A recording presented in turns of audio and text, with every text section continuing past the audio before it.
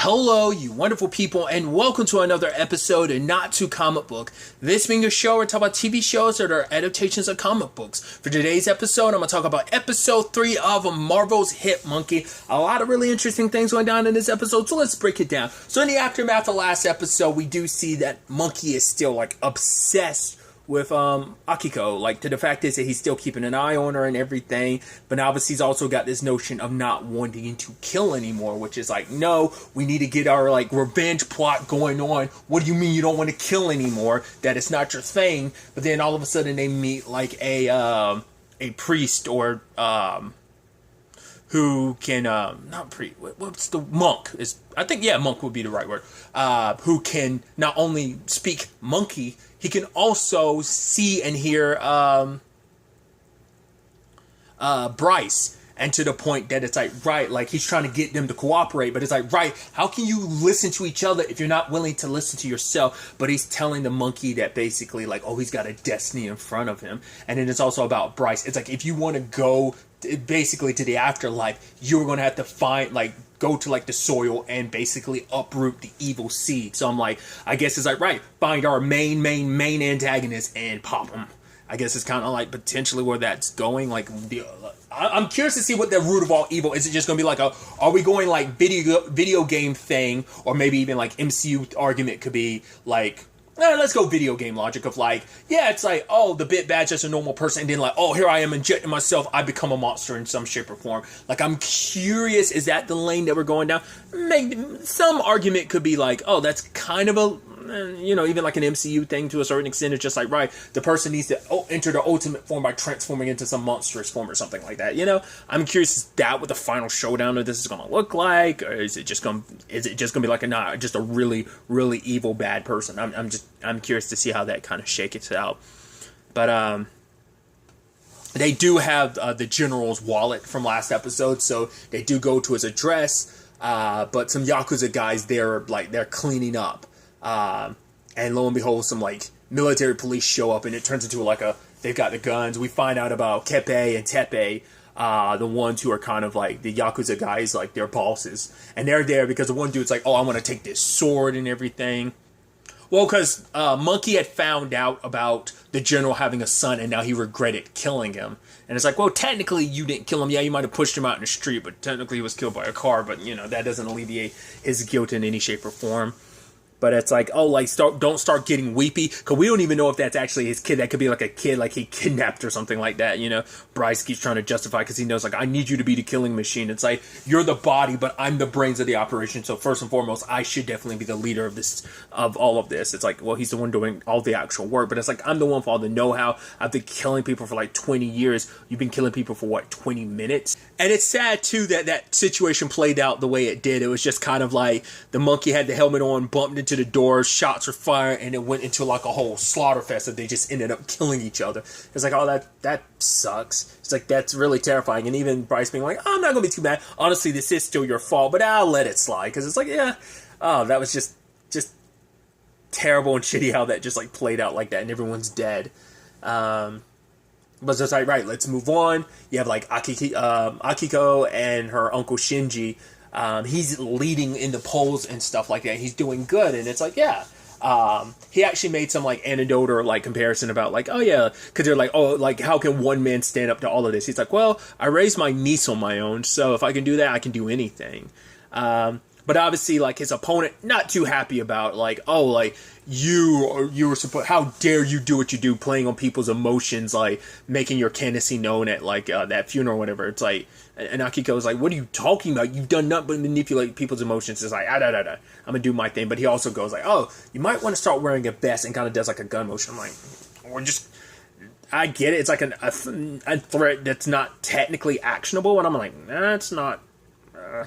Which also makes you go did you have something to do with Ken's death then? I was you felt you could crush him, so I don't think you need it to necessarily kill him, but who knows? Maybe you knew, things were sliding in his direction anyway, but it might be you knew you had the cards stacked in your favor, so you probably weren't worried, so we'll see. We also had Ito and Haruka talking about the whole, like, right, so we should probably bring up the evidence about her, because it's like, right, we've seen an old lady get split in half, we've got mobsters killing each other, it's like, we gotta figure out who's at the heart of all of this, and Haruka's telling Ito, like, we gotta tell them, and Ito's like, so you want us to tell our boss that there was a monkey dressed in a suit killing people? It's like, yeah, it's not gonna, once again, it's like, this is the Marvel universe, but once again, it's like, how much is established, like, oh, we've seen, once again, they don't even reference stuff. It's like, it could be interesting to be like, we have a Hulk. We have a literal god, Thor, out and about. Like, you know, it's like all the weird stuff that happens around the world, like all the different superheroes. So is it really going to be that strange to have a, you know, it's like, I guess like Rocket's not a known commodity in this universe. Or Howard the Duck. So, if that, you know, when we live in a monkey assassin, not that wild when you think about, like, right, this is also the same universe that has a Howard the Duck and a raccoon, so. Or even a Groot.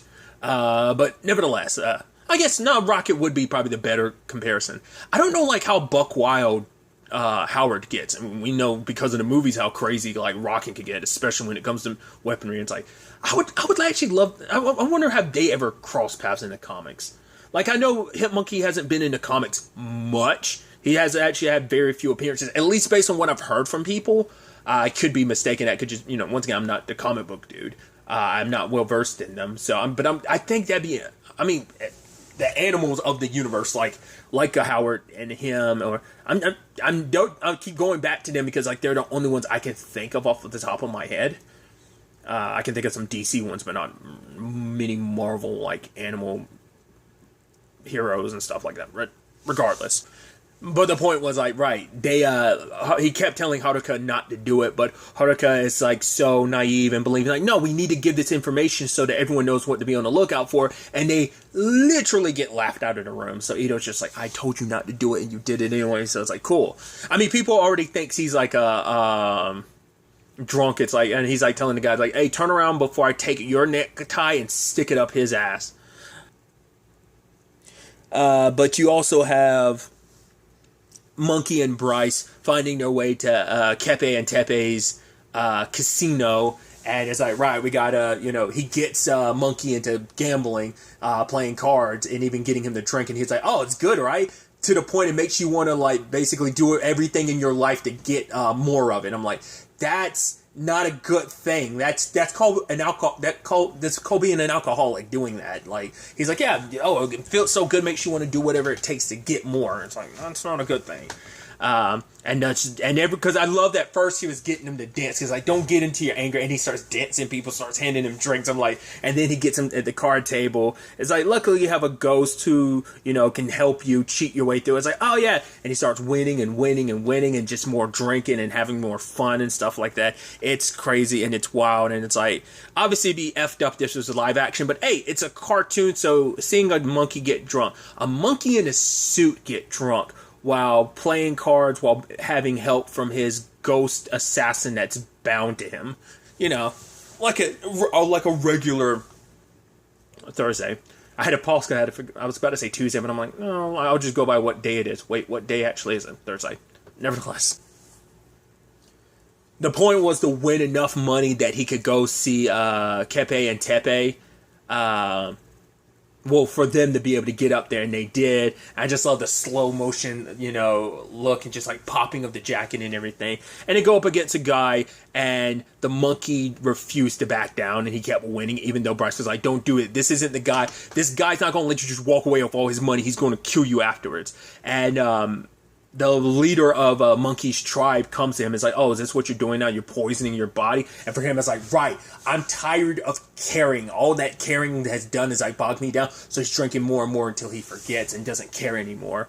Which obviously, you know, Bryce can understand too, but it's also like, you know, we drink after we've already done the hit.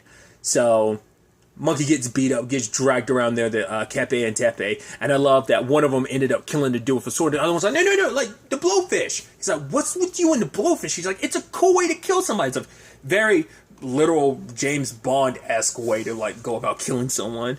But, the guy wants his money, or is like, nah, if you can't give me my 6 million yen you owe me, how about we killed this monkey. And they're like, yeah, but this time he wanted to do the blowfish thing. And I did like that Bryce finally opened up to, he's like, because he thought the monkey was just going to like take it. It's like, oh, you want to die or something? He's like, no. He's like, I get it. Like when you kill people, like, you know, eventually it gets to the point that you become completely numb to it and it doesn't affect you. And it's like, no, go back to like, make sure you'll always be okay if it bothers you. Like it sucks having to do it, but if you have to do it, you have to do it. But do feel that guilt. Never let it get to the point that it becomes numb and you become like him. But luckily, Monkey has, you know, very flexible feet. It's not just his hands you should be worried about, and proceeds to kind of wreck shop in that room, and I love it.